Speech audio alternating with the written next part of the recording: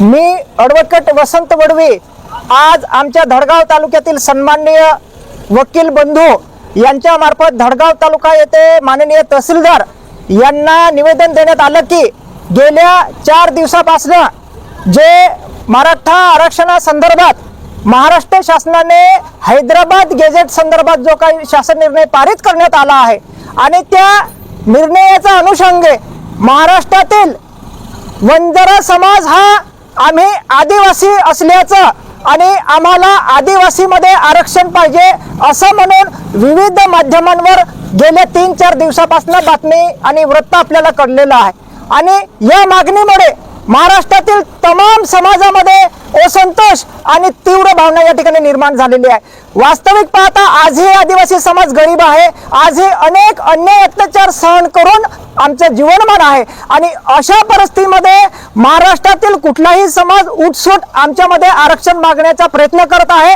याच्यामुळे समाजामध्ये प्रचंड असा तीव्र रोष व्यक्त करण्यात येत आहे आणि या मागणीमुळे समाजामध्ये भविष्यामध्ये तेढ निर्माण होण्यासारखी परिस्थिती निर्माण होत आहे। हे जाणून बुजून केलं जात आहे। या ठिकाणी शासनाला आमची कडकडीची विनंती आहे, आमच्या समाजामध्ये कुठल्याही समाजाला आरक्षण देऊ नये।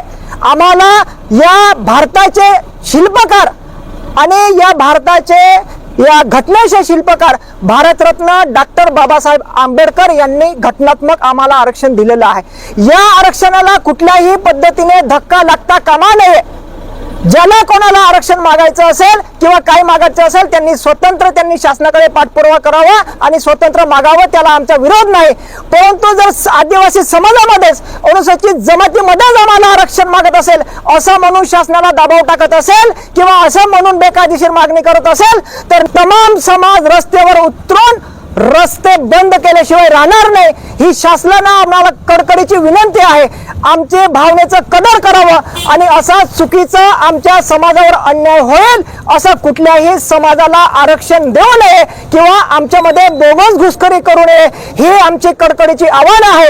जर असं चुकीचं पाऊल उचललं तर याची किंमत शासनाला मोजावी लागेल, हे आम्ही या ठिकाणी ठामपणे छाती ठोकपणे सांगतो। ॲडव्होकेट अभिजित वसावे, आज जे आम्ही निवेदन दिलं, गेल्या 3-4 दिवसापासून बंजारा समाज आदिवासी समाजामध्ये आरक्षण मागण्यासंदर्भात जर धरू लागलेला आहे।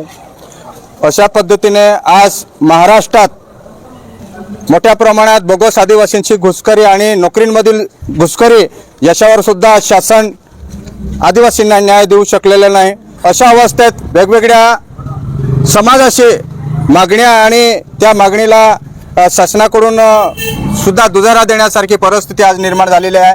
या सर्व गोष्टींच्या आणि बोगस आदिवासींच्या मागणीचा मी धडगाव विधी संघाच्या वतीने मी निषेध करतो आणि अशा पद्धतीने नेहमी मागणी करणाऱ्या गैर आदिवासी समाजाच्या मागणीला आम्ही कुठेही 2 हात करण्यासाठी आम्ही सज्ज आहोत आणि आदिवासी समाजाच्या योजना लुटण्यासाठी, फक्त आदिवासी समाजाच्या बेनिफिट मिळवण्यासाठी या गैर आदिवासींच्या मागणीला आम्ही कधी समर्थन होऊ देणार नाही आणि ज्या गैर आदिवासी समाजामध्ये आरक्षण मागू पाहत आहे त्यांनी अगोदर आदिवासींच्या पटी जन्माला यावं, मग आदिवासींचं आरक्षण घेण्याचा प्रयत्न करावा आणि अशा पद्धतीचं जर कृत्य नेहमी शासनामध्ये राहून शासनाचे लोक जर समर्थन करत असतील त्याला वेगळी किंमत मोजावी लागेल, हे आज आम्ही या निवेदनाद्वारे सांगू इच्छितो। धन्यवाद। नाही कोणाच्या बापाचं, आदिवासी एकता जिंदाबाद जिंदाबाद जिंदाबाद, आदिवासी एकता जिंदाबाद जिंदाबाद जिंदाबाद।